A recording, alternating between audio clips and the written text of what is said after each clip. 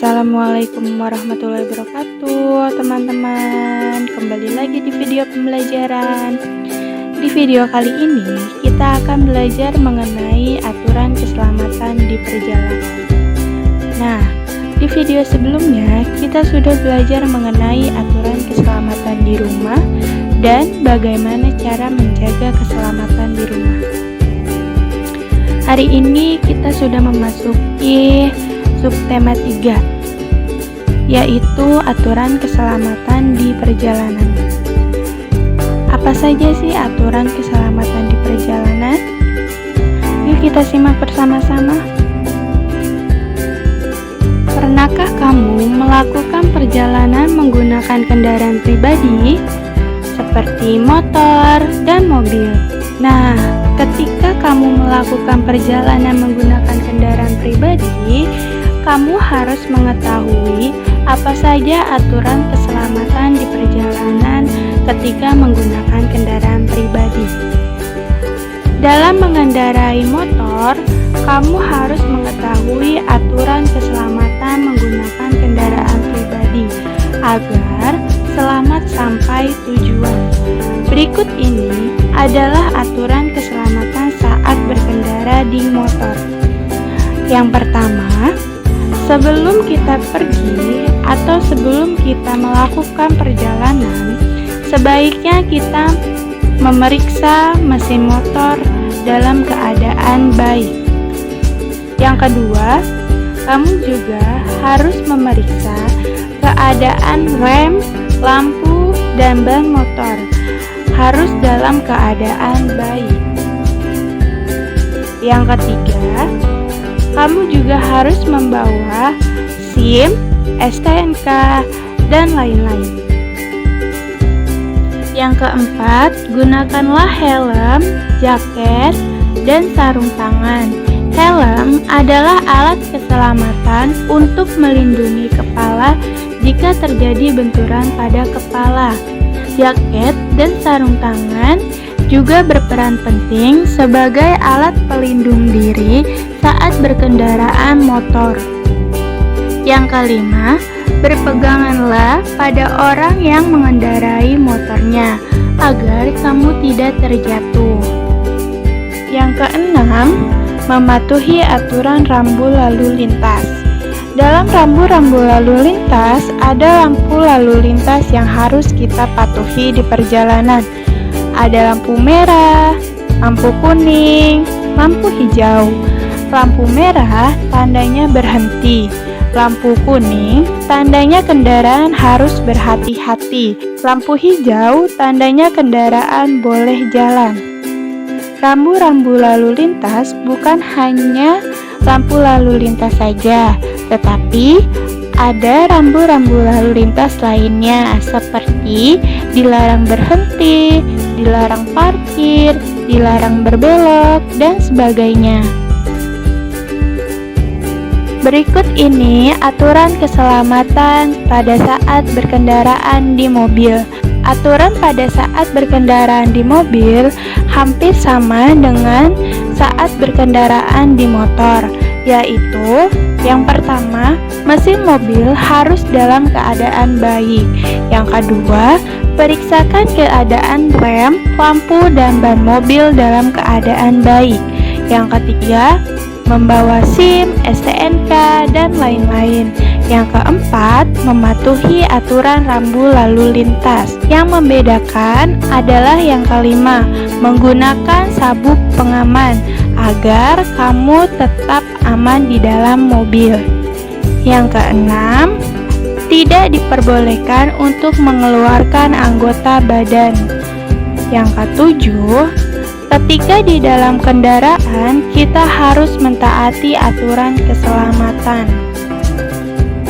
Nah, itulah beberapa aturan yang harus kita patuhi di perjalanan agar kita tetap aman, lancar, dan selamat, baik menggunakan motor ataupun mobil. Berikut adalah aturan keselamatan untuk para pejalan kaki. Yang pertama, berjalanlah di trotoar. Trotoar adalah jalur pejalan kaki yang umumnya sejajar dengan jalan raya atau lebih tinggi dari permukaan jalan raya untuk menjamin keamanan pejalan kaki. Yang kedua, gunakanlah zebra cross atau jembatan penyeberangan orang. Zebra cross atau jembatan penyeberangan orang adalah tempat penyeberangan di jalan yang diperuntukkan bagi pejalan kaki yang akan menyeberang jalan. Yang ketiga, tidak merusak tanaman yang berada di pinggir jalan.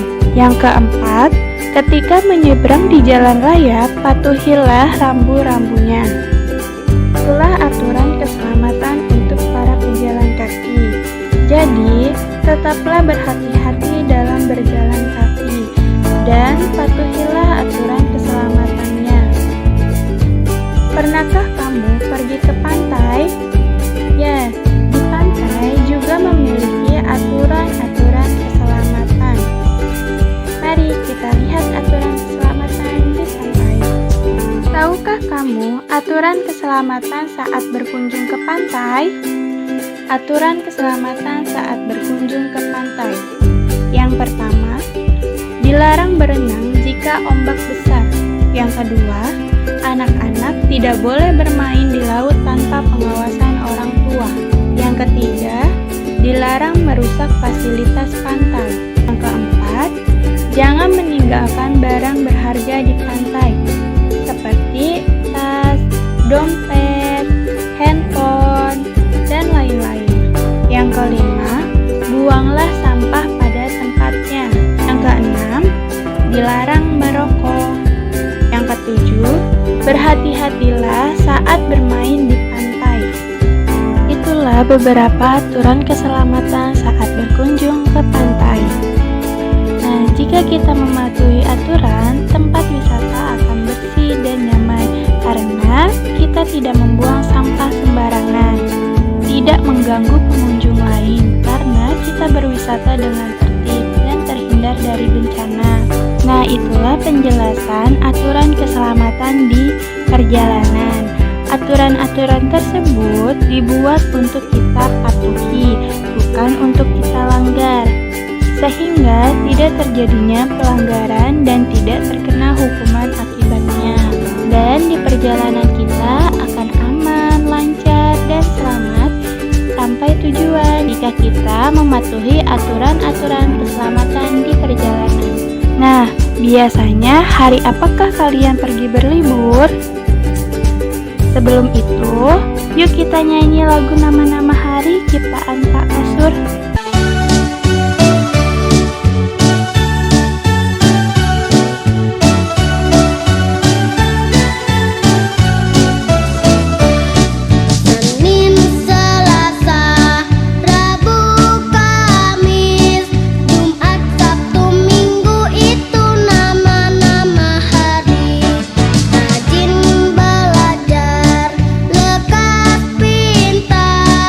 Anak yang pemalas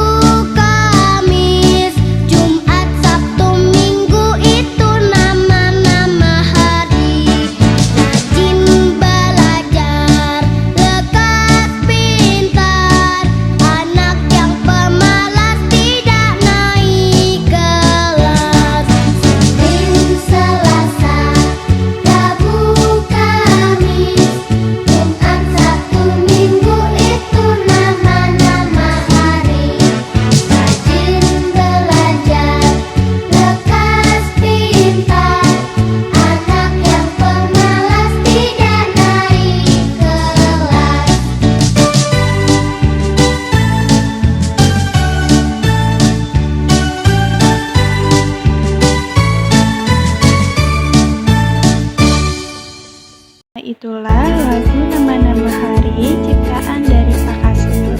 Kali ini kita akan belajar tentang nama-nama hari, mengubah satuan minggu ke hari, dan sebaliknya. Menentukan konversi satuan waktu. Sekarang perhatikan kalender berikut ini. Biasanya di dalam kalender terdapat nama-nama hari, bulan, dan tanggal. Tahukah kamu berapa hari dalam satu minggu? Baik, cara menghitungnya, kamu hitung banyaknya hari dari hari Senin sampai dengan hari Minggu. Kita hitung bersama-sama ya. Senin, Selasa, Rabu, Kamis, Jumat, Sabtu, Minggu. Ya, dalam satu minggu ada 7 hari. Perhatikan di bagian atas ada nama-nama hari seperti hari Minggu, Senin, Selasa, Rabu, Kamis, Jumat, Sabtu. Nama-nama hari huruf awalnya ditulis menggunakan huruf kapital.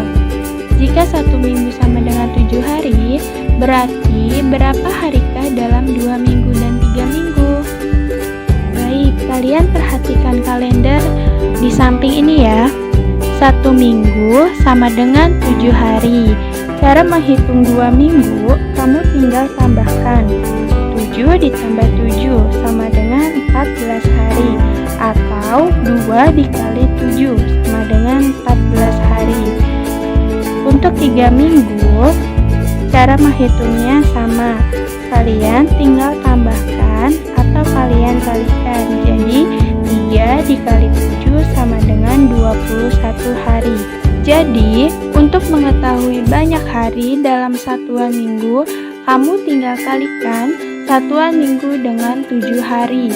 Misalnya, 1 minggu sama dengan 7 hari.